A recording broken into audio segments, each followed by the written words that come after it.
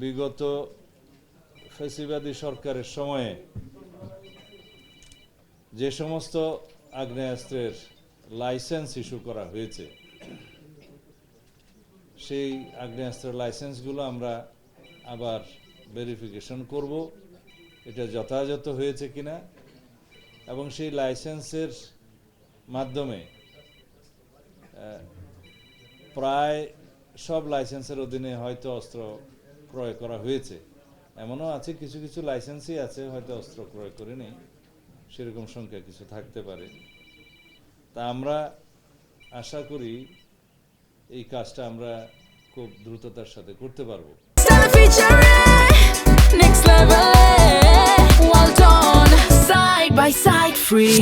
আমাদের সরকারের প্রথম অগ্রাধিকারগুলোর মধ্যে প্রথম হচ্ছে দেশের আইন শৃঙ্খলা পরিস্থিতির উন্নয়ন করা এবং জনমনে শান্তি প্রদান, স্বস্তি প্রদান করা, আর জনপ্রত্যাশা অনুযায়ী আইন শৃঙ্খলা বাহিনীগুলোকে জনগণের বন্ধুত্বে পরিণত করা। সেই লক্ষ্যে কয়েকটা সিদ্ধান্ত আজকে গ্রহণ করেছি আমরা। একটা হচ্ছে বিগত ফ্যাসিবাদী সরকারের সময়ে যে সমস্ত আগ্নেয়াস্ত্রের লাইসেন্স ইস্যু করা হয়েছে সেই আগ্নেয়াস্ত্রের লাইসেন্সগুলো আমরা আবার ভেরিফিকেশন করব, এটা যথাযথ হয়েছে কিনা, এবং সেই লাইসেন্সের মাধ্যমে প্রায় সব লাইসেন্সের অধীনে হয়তো অস্ত্র ক্রয় করা হয়েছে। এমনও আছে কিছু কিছু লাইসেন্সই আছে হয়তো অস্ত্র ক্রয় করে নেই, সেরকম সংখ্যা কিছু থাকতে পারে। তা আমরা আশা করি এই কাজটা আমরা খুব দ্রুততার সাথে করতে পারবো, কারণ এই লাইসেন্সদারি কারা এবং তাদেরকে যথাযথ প্রক্রিয়া মেনে লাইসেন্স দেয়া হয়েছে কিনা, তারা লাইসেন্স পাওয়ার উপযুক্ত কিনা আইন অনুসারে, সেগুলো সবই যাচাই বাছাই করা হবে। এবং এটা স্ক্রুটিনি করার পরে আমরা সেই লাইসেন্স কি পরিমাণ লাইসেন্স যোগ্যতা আছে তাদের লাইসেন্স বহাল রাখার, সেই পরিমাণে আমরা বহাল রাখবো। আর যেগুলো দেখা যাবে পরীক্ষা নিরীক্ষা করে যে তাদের লাইসেন্স দেওয়াটা ঠিক হয় নাই, যথাযথ প্রক্রিয়া অনুসরণ করে নাই, রাজনৈতিক উদ্দেশ্যে বা বিভিন্ন অপরাধমূলক কর্মকাণ্ড করার উদ্দেশ্যে হয়তো অন্যভাবে তারা লাইসেন্স পেয়েছে রাজনৈতিক বিবেচনায়, সেই বিবেচনায় যারা পেয়েছে সেগুলো বাতিল করা হবে, এবং একই সাথে সেই লাইসেন্সের অধীনে অস্ত্র থাকলে সেটাও বাজেয়াপ্ত হবে, অ্যামুনিশন সহ। আর সেটা আমরা আজকেই সার্কুলার ইস্যু করব, জেলা পর্যায়ে যাবে, সমস্ত পর্যায়ে যাবে। এইটা এখনো আমরা নির্ধারণ করতে আমরা মন্ত্রণালয়কে নির্দেশ দিয়েছি। এগুলা কতগুলো লাইসেন্স আছে, লাইসেন্সধারী অস্ত্র কত আছে, কত জমা হয়েছে। ইন্টারিম গভর্নমেন্টের সময় একটা আদেশ দিয়েছিল, সেই আদেশের সময় দেখা গেছে যে বৈধ লাইসেন্সধারী অস্ত্রের মধ্যে আমার জানা মতে প্রায় 10,000-এরও বেশি অস্ত্র জমা হয়নি। তো এটা আইনানুগভাবে অবৈধ হয়ে গিয়েছে, সেগুলো উদ্ধারের ব্যবস্থা করতে হবে এবং সেই ব্যাপারে মামলাও করা যেতে পারে। সেটা কোথায় কী অবস্থা আছে, ইন্টারিম গভর্নমেন্টের সেই পদক্ষেপের ব্যাপারে কতগুলো মামলা হয়েছে, এগুলো সব আমরা এখন রেগুলার করব। আর পুলিশের সব পর্যায়ে আমাদের জনবলের অভাব আছে। এখন আপাতত ইমিডিয়েটলি আমরা 2,701 জন কনস্টেবলের পদ খালি আছে, সেটা জরুরি ভিত্তিতে নিয়োগের জন্য আগের বিদ্যমান প্রক্রিয়ায় 2,701 সেটা আমরা নির্দেশ দিয়েছি, সেটা শুরু হবে। আর পাসপোর্ট নিয়ে প্রায় সময় জনগণের পক্ষ থেকে বিভিন্ন রকমের অভিযোগ আসে, ইদানিং অবশ্য কম, যেটা ই পাসপোর্ট হয়ে যাওয়ার পরে, আগে মেশিন রিডেবল পাসপোর্টের সময় ছিল। তা হচ্ছে আমাদের জনসংখ্যার অধিকাংশই এখনও অনলাইনে ইলেকট্রনিক ভাবে অ্যাপ্লিকেশন করতে অভ্যস্ত নয়, সেই জন্য কারো কারো সহযোগিতা নিতে হয়। কোনো যারা আছে আর কি অনলাইনে কাজ করে, কিছু এটাও একটা পেশার সৃষ্টি হয়েছে যে তারা এই কাজগুলো করে নিজেরা কিছু আয় রুজির ব্যবস্থা করে এবং সহায়ক হিসেবে কাজ করে। কিন্তু তাদের মাধ্যমে এমনকি পাসপোর্ট অফিসের কিছু লোকজন তাদের যোগসাজশে জনগণের মধ্যে একটু ভোগান্তির সৃষ্টি হয়, সেটা এখনো আছে, অভিযোগ পাওয়া যায়। সেটা নিরসন করার জন্য আমরা একটা আজকে আলোচনা করে একটা পন্থা বের করেছি। সেটা পরীক্ষামূলকভাবে আমরা দেখতে পারি আগে ঢাকা এবং বিভিন্ন বিভাগীয় শহরের পাসপোর্ট অফিসগুলোতে সেটা আমরা পরীক্ষা করে আমরা যদি সেটা চালু করি তাহলে ভবিষ্যতে সেটা সারা দেশে আমরা করতে পারবো। সেটা হচ্ছে আমরা অনেক সময় যেমন দেখি যে রেজিস্ট্রি অফিসের বাইরে যেমন দলিল লেখক থাকে, তাদের রেজিস্ট্রেশন থাকে, নাম্বার থাকে, কোথাও কোনো নিয়ম হলে তাদেরকে অ্যাকাউন্টেবল করা যায়, ধরা যায় এবং বিভিন্নভাবে তাদেরকে লায়েবল করা যায়। তো সেই রকম কোনো সিস্টেমের মাধ্যমে এখানে অনেকটা সহজীকরণ ব্যবস্থা আর কি, এনলিস্টেড সহায়তাকারীর ব্যবস্থা করা যায় কিনা পাসপোর্ট অফিসগুলোর বাইরে সেই দলিল লেখকদের আদলে, তাহলে কিছু কর্মসংস্থানের সৃষ্টি হয়, জনগণের জন্য সহজ হয়, সহজীকরণ হয়, তারা সেবাটা সহজে পেতে পারে। সেই হিসাবে হয়তো তারা একটা নির্ধারিত কাজের জন্য সার্ভিস চার্জ নিতে পারে, সেটাও ঠিক করে দেওয়া হবে। এটা আমরা পরীক্ষা করে দেখছি যাতে করে পাসপোর্ট অফিসে মানুষের ভোগান্তিটা না হয়। সেটা বেসরকারি এখন যেভাবে করছে এগুলো বিচ্ছিন্নভাবে করছে এবং তাদের মাধ্যমে হয়তো সঠিক সেবাটা আসছে না। এটাকে একটা পদ্ধতির মধ্যে নিয়ে আসা যায়, সেটা চেষ্টা করছি। সেই রকম চেষ্টা করি, দেখি এটা ট্রায়াল অ্যান্ড এরর প্রসেসের মধ্যে দিয়ে যদি টিকে যায় তাহলে সারা দেশের জন্য সেটা হতে পারে।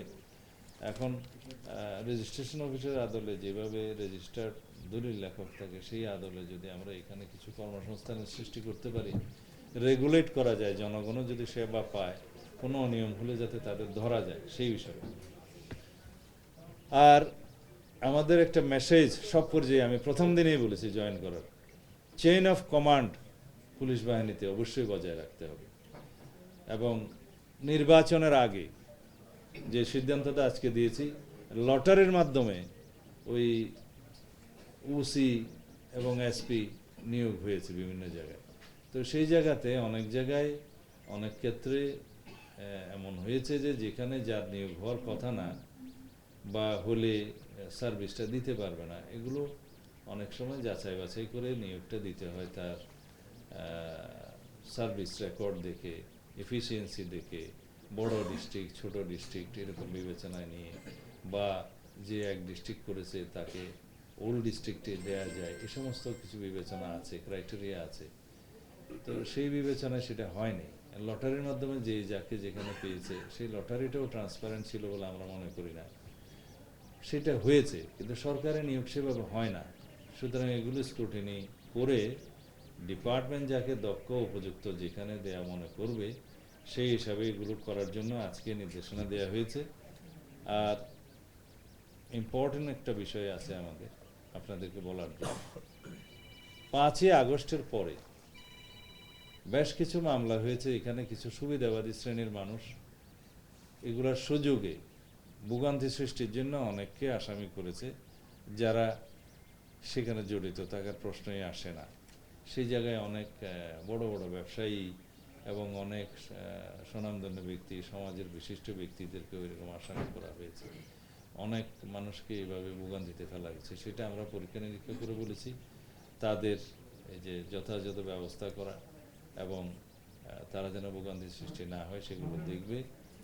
এবং এই ক্ষেত্রে আমরা আজকে নির্দেশনা দিয়েছি যাতে আইনের শাসন আমরা প্রতিষ্ঠা করতে পারি, সেই লক্ষ্যে যেন এই কাজটা করে। কারণ আমরা ঘোষণা দিলাম আইনের শাসন প্রতিষ্ঠা করব, সুশাসন জারি করব, কিন্তু এই নিরীহ মানুষগুলো অনেক ক্ষেত্রে মামলাবাজির শিকার হয়ে হয়তো ভোগান্তিতে আছে। এটা যেন এখন পরীক্ষা নিরীক্ষা করে রিপোর্ট দেয় এবং সেই মতো ব্যবস্থা নেয়।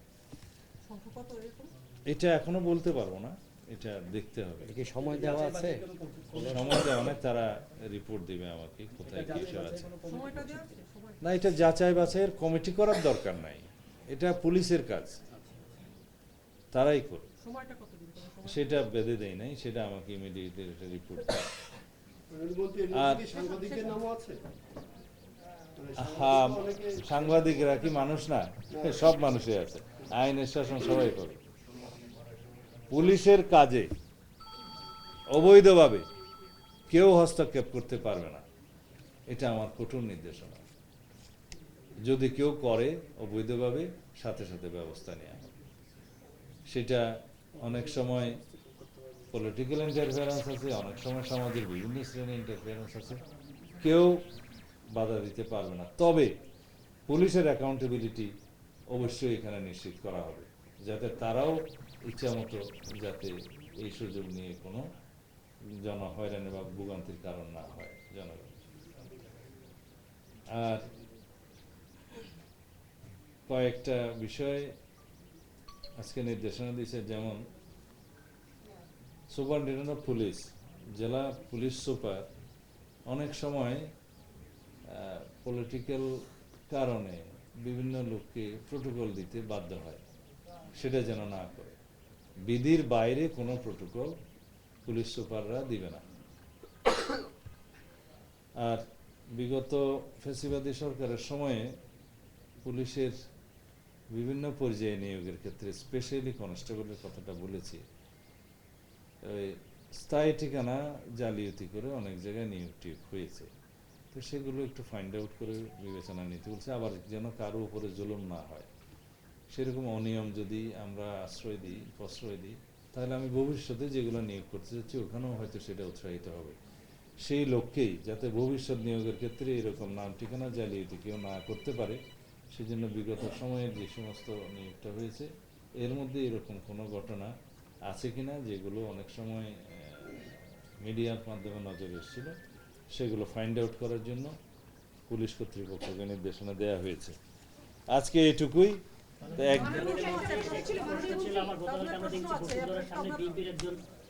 যা বলেছি এগুলো সাজিয়ে টাজিয়ে লেখার অনুরোধ করছি, কারণ আমি এগুলো নোট করতে পারিনি ঠিক মতো। একটা 5 আগস্টে আমরা পুলিশের ভূমিকা প্রশ্নবিদ্ধ হয়েছে নানাভাবে, এবং এই 1.5টা বছর অন্তর্বর্তী সরকারের সময় পুলিশকে রিফর্মের কথা বলা হয়েছে, পুলিশের পোশাক পরিবর্তন হয়েছে। পুলিশকে আসলে দৃঢ়ভাবে তার যে মনোবল সেইভাবে আসলে কাজ করতে পারবে কিনা আপনাদের এই আমলে, আপনি স্বরাষ্ট্রমন্ত্রী হিসেবে কি মনে করেন? পুলিশ সংস্কার কমিশনের কি সেই সুপারিশগুলোকে পালন করা হবে? একটা বলি, পুলিশ জনগণের বন্ধু, এটা আমরা মুখে জানি, কিন্তু বাস্তবে জনগণের বন্ধুতে পরিণত করার জন্য আমরা কাজ শুরু করেছি। বিগত ফ্যাসিবাদী সরকারের সময় বিভিন্ন রাজনৈতিক হস্তক্ষেপের কারণে এই প্রতিষ্ঠান ক্ষতিগ্রস্ত হয়েছে অ্যাজ এ হোল। কিন্তু পুলিশি ব্যবস্থা ছাড়া কি সমাজ টিকবে? তো সুতরাং এটা মাথায় রেখে আমরা পুলিশকে সংস্কার করতে চাই, এই ব্যবস্থাকে সংস্কার করতে চাই, এবং প্রকৃতপক্ষে তাদের মনোবল বাড়ানোর মধ্য দিয়ে সেই কাজটা করা যায়। আমরা সেই কাজটাই করছি, এবং পুলিশের মনোবল যাতে বৃদ্ধি হয়, তারা জনগণের বন্ধু হিসেবে কাজ করে। এখন ফ্যাসিবাদী সময়ে বিভিন্ন কারণে শুধু পুলিশ কেন, এমন কোনো প্রতিষ্ঠান নাই যেটা ধ্বংসপ্রাপ্ত হয় নাই। সেই একটা ধ্বংসস্তূপ থেকে আমরা উঠে দাঁড়ানোর চেষ্টা করছি। সেই অবস্থায় গণ-অভ্যুত্থান পরবর্তী অবস্থার মধ্যে জনগণের যে প্রত্যাশা, সেই প্রত্যাশার সাথে আমরা তাল মিলিয়ে আমাদেরকে চলতে হবে। সেই মোটিভেশনাল ওয়ার্কটা আমরা করছি। আমি বিভিন্ন ডিপার্টমেন্টে যাব, তাদের সাথে মোটিভেশনাল স্পিচ দেব, কথা বলবো, তাদেরকে সাহস দিতে হবে, এবং এদেরকে নিয়েই আমাদেরকে চলতে হবে। তো সুতরাং এখন আমরা পিছনের দিকে না তাকিয়ে সামনের দিকে তাকাই।